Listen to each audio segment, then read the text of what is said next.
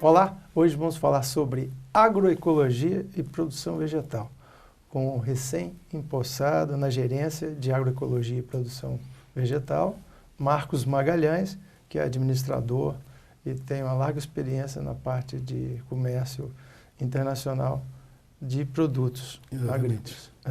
Albir, prazer estar aqui no seu programa. Realmente é bom deixar claro, né, a todos que estão nos assistindo que o Marcos Magalhães não caiu aqui de paraquedas, muito pelo contrário. Eu tenho 28 anos de estrada no âmbito do agronegócio capixaba.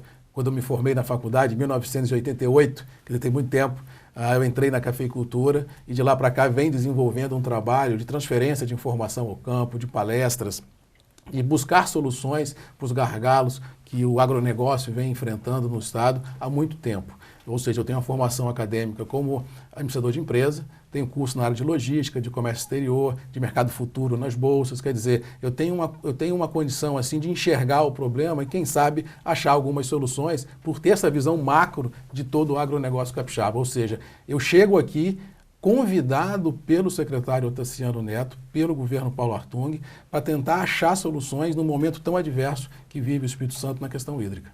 Bem-vindo nessa crise, né? Crise sempre é um desafio, crise é oportunidade também, né?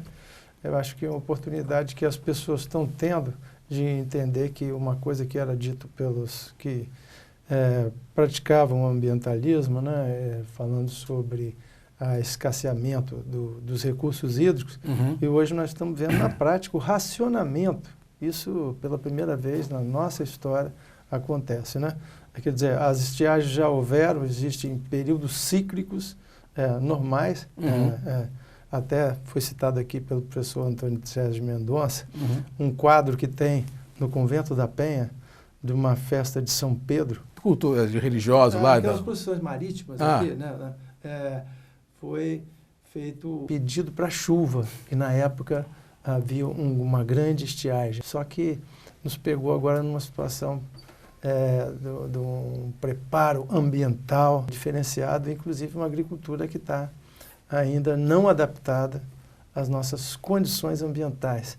Fora os estragos que foram feitos no passado, né? É mais pura verdade. A gente tem que fatiar o mundo assim por séculos, por décadas, né, e ver que acontecem situações adversas, mas que o mundo é cíclico. Ou seja, não será a última crise hídrica que nós vamos passar. Não, eu acho que nós vamos ter outras crises pela frente. Agora, o momento hoje é da quebra do paradigma, ou seja, aprender com os erros e não imputar às gerações futuras esse mesmo, entre aspas, sofrimento que hoje vive a agricultura, o comércio, a indústria, nós como consumidores finais, porque usamos a água não vou dizer você de uma maneira irracional, não é isso. Mas como a gente não tinha a noção do tamanho do problema, não tínhamos a noção de que a água era um produto finito, fomos gastando sem muito critério. Ou seja, eu sou da opinião seguinte, a crise é boa, porque você na vida só aprende as coisas na dor ou no amor. Ou seja, nesse momento do Estado, nós vamos aprender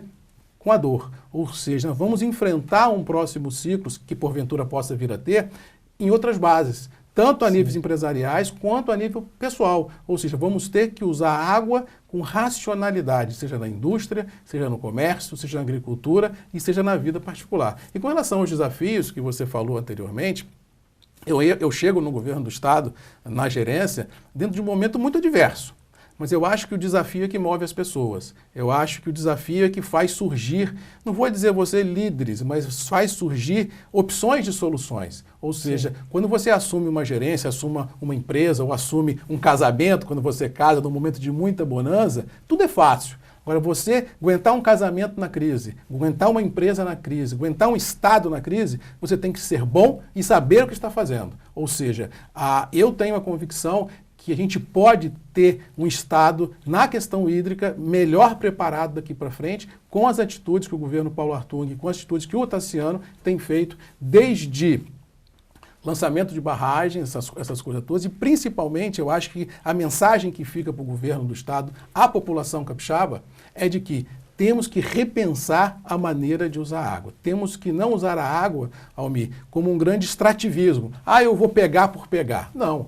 A gente tem que ter racionalidade no uso para que as gerações futuras não paguem o preço que nós estamos pagando hoje. Eu acho que a gente tem que fazer um rápido dever de casa, de fazer uma análise do que foi feito de errado no passado. Se a gente pegar 40 anos, a gente pega o Provárzea secando todas as áreas, retificando os rios que tinham os meandros, que eram caixa d'água naturais, tirando todas as áreas alagadas para plantio de arroz e para ampliação das fronteiras agrícolas, e acabaram secando todas as formas de retenção de água natural, das barragens naturais, né, que existiam, que eram inclusive celeiros de produção de matéria orgânica e a vida animal, inclusive, que garantiam um equilíbrio, né, de aves que eram predadores naturais de pragas e etc.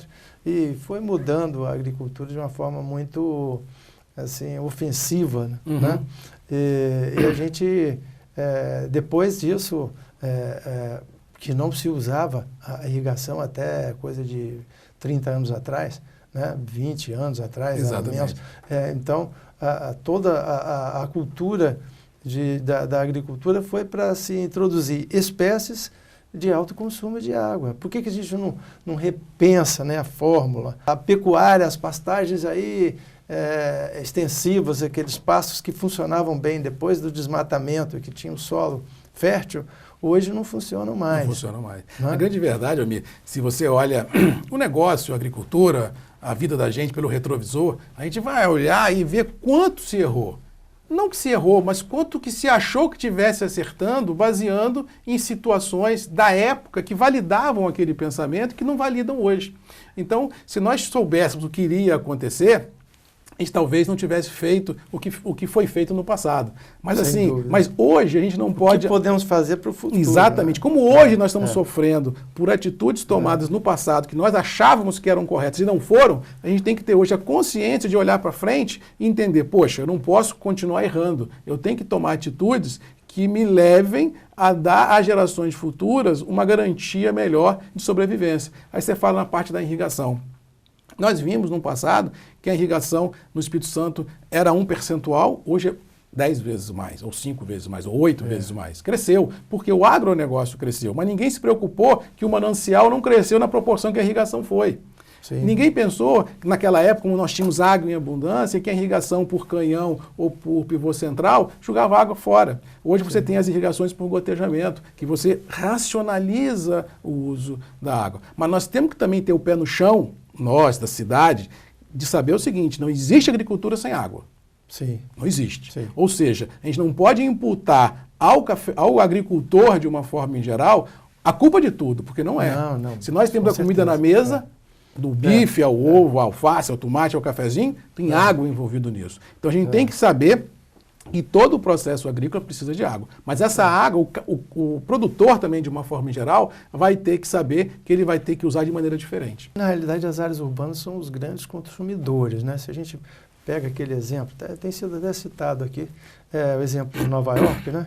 Que você tem as cabeceiras dos rios que abastecem, com os produtores rurais, produzindo água e recebendo por isso, né? Quer dizer, é uma fórmula capitalista, né? Que funciona. Que funciona. Né? Que é prática e que você induz uma qualidade de água boa. Você pode tomar água na torneira, né? Em Nova York. Almir, a grande verdade é que aqui no Espírito Santo, nós nunca nos preocupamos com isso.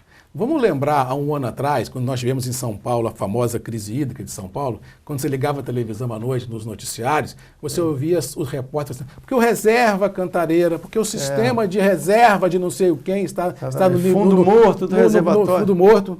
Aí eu tipo assim, nos últimos 50 anos no Espírito Santo, qual é a reservação de água que nós temos? Nenhuma. Vamos ser honestos. Eu falo a vida sem romantismo, mas eu tenho que ser honesto. A gente usou 40 anos o recurso hídrico de maneira extrativista, seja via Rio Jucu, seja via Benevente, seja via Santa Maria, agora estão captando do Rio Reis Magos. Temos que achar soluções para o problema. Mas se nós olharmos para o retrovisor, ninguém fez o dever de casa. Mas agora nós vamos fazer. Agora, porque do governo do Estado de licenciamento de barragens vai dar a chance de, no futuro, nós questionarmos, a barragem tal está no volume morto. Vai ter até assim, legal ouvir isso, porque vai ver que o Estado evoluiu. Ou seja, o Estado também não fez o dever de casa. Almir, falei com você antes de entrar no ar aqui. Na semana passada eu estive na casa de papai, que foi secretário de Agricultura do Estado do Espírito Santo, em 1973, Osmar Magalhães, para quem não conhece ou não se lembra. Papai foi secretário, foi o cara que fundou a Incapera, hoje a antiga Cares, a antiga Emater. Aí mamãe ficou muito satisfeita com a minha ida para a SEAG, até chorou emocionada, aquelas coisas todas de família, né, de pai e mãe.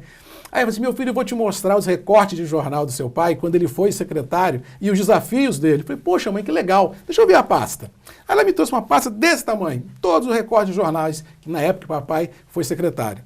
Almir, eu fiquei assim de boca aberta. As manchetes do jornal de 1973 são as mesmas de 2016. Importação de milho de outros estados, crise hídrica, preço mínimo de garantia de café. Falei, gente, andamos 43 anos e não saímos do lugar. Quer dizer, a hora agora é da gente mudar essa página, mudar esse livro, reescrever a história, para daqui a 40 anos o meu filho não olhar no jornal e fazer, poxa, papai teve a oportunidade, o governador Paulo Hartung teve a oportunidade, o Tassiano Neto teve a oportunidade e estou lendo a mesma manchete do jornal. Ou seja, estamos num processo evolutivo e que vamos, com certeza, reescrever a história do Espírito Santo na agricultura e na questão hídrica, com certeza. Nós vamos para um rápido intervalo, voltamos já com a nossa entrevista. Fique conosco.